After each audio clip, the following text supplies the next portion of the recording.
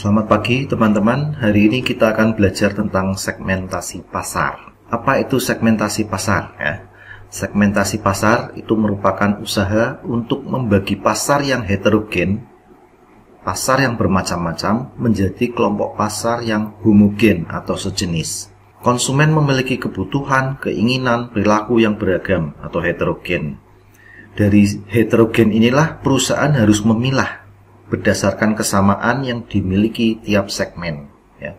Jadi perusahaan harus memilih mana yang akan dituju, segmen mana yang akan dituju, karena nggak mungkin memenuhi semua pasar yang heterogen. Misalnya, ada konsumen yang selalu membeli merek A tanpa memperhatikan merek lain. Ini konsumen yang benar-benar sudah loyal ya. Tapi ada juga yang konsumen sukanya mencoba-coba ya. Tiap beli ganti merek, tiap beli ganti merek ya. Dari perilaku seperti inilah perusahaan harus menciptakan strategi-strategi yang tepat untuk konsumen. Lalu selanjutnya, variabel apa yang digunakan untuk melakukan segmentasi? Yang pertama, geografi. Artinya perusahaan dapat menentukan pasar yang akan dilayani berdasarkan wilayah. Bisa berupa negara, kota, atau desa. Misalnya penjualan payung diarahkan pada daerah-daerah yang hujan atau panas ya. Hujan itu seperti Bogor, Bandung, atau daerah yang panas seperti Pontianak, Jakarta seperti. Lalu yang kedua, dilihat dari demografinya. Geografi itu seperti jenis kelamin, umur, jumlah keluarga, agama, dan lain-lain. Misalnya produk susu bisa untuk bayi, bisa untuk ibu menyusui. Lalu memasarkan mobil ya.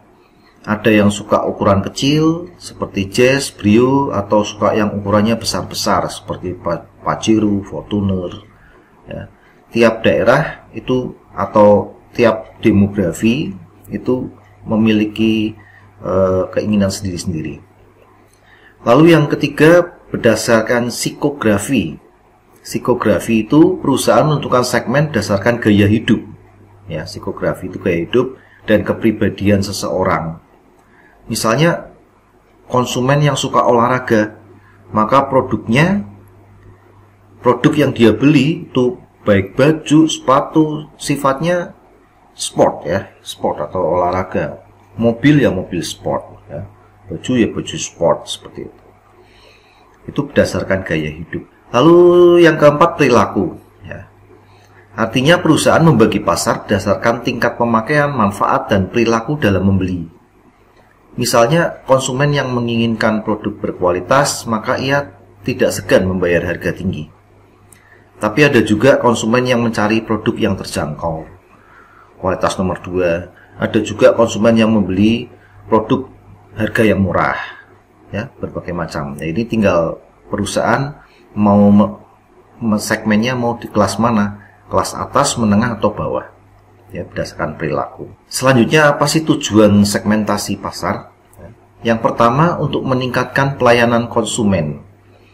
Karena tiap konsumen itu selalu memperhatikan 4 hal dalam membeli barang ya. Yang utama adalah harga, lalu kualitas, pelayanan, ketepatan waktu ya. Pelayanan itu salah satu yang paling penting dalam menangani perilaku konsumen ya.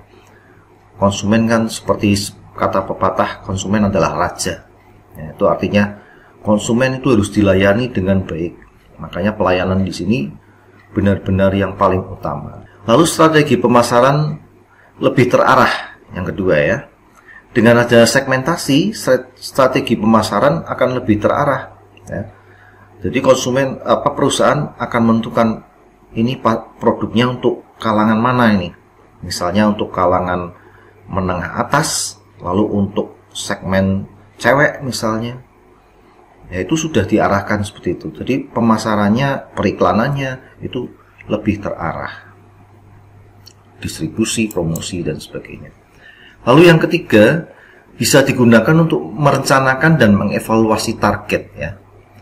Dengan segmentasi pasar itu perusahaan mampu mengevaluasi pemasaran sebelumnya. Misalnya dari data ya, dari data akan kelihatan, misalnya Pekalongan sukanya beli TV yang kecil ya, Jakarta sukanya beli TV yang besar. Itu laporan berdasarkan laporan penjualan. Dari sana bisa digunakan untuk mengevaluasi target.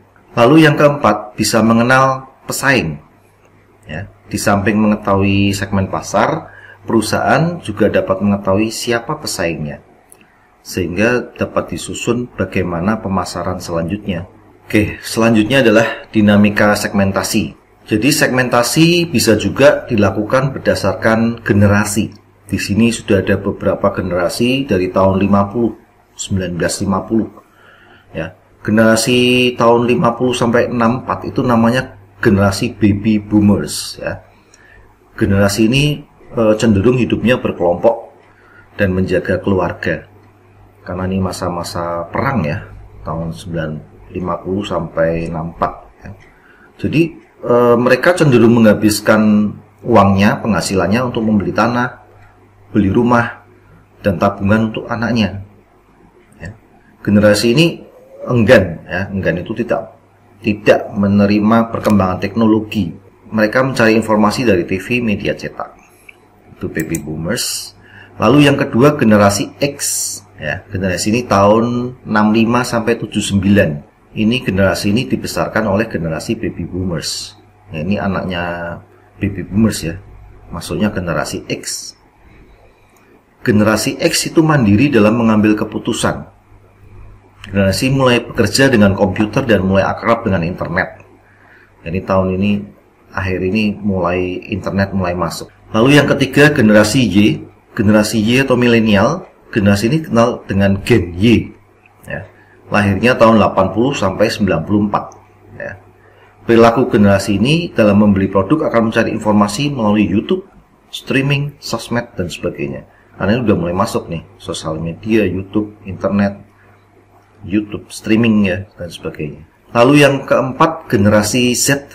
Generasi lahir tahun 95 sampai 2000. Disebut juga E-generation ya, atau generasi internet. Mereka hidupnya sudah di era digital ya.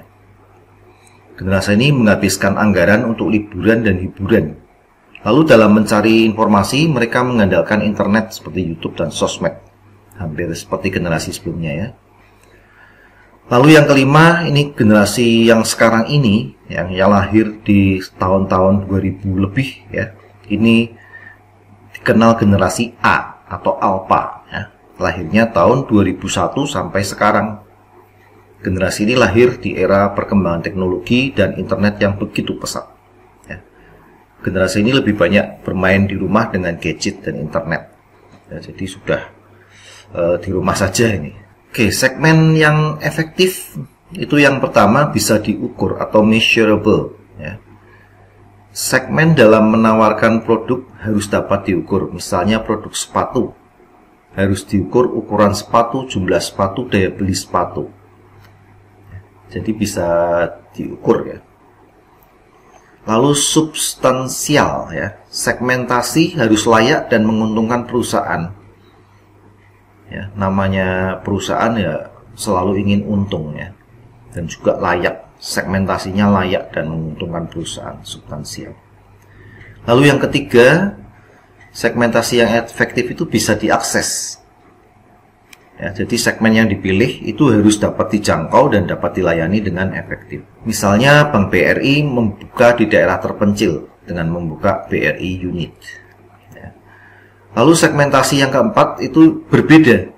Ya, antar segmen itu harus berbeda. Misalnya penjualan parfum dibedakan untuk pria dan wanita. Lalu juga dapat dilaksanakan. Ya, perusahaan dituntut untuk memformulasikan program yang tepat untuk melayani segmen yang dipilih. Oke, mungkin itu dulu untuk segmentasi. Selamat ketemu di pertemuan selanjutnya. Terima kasih.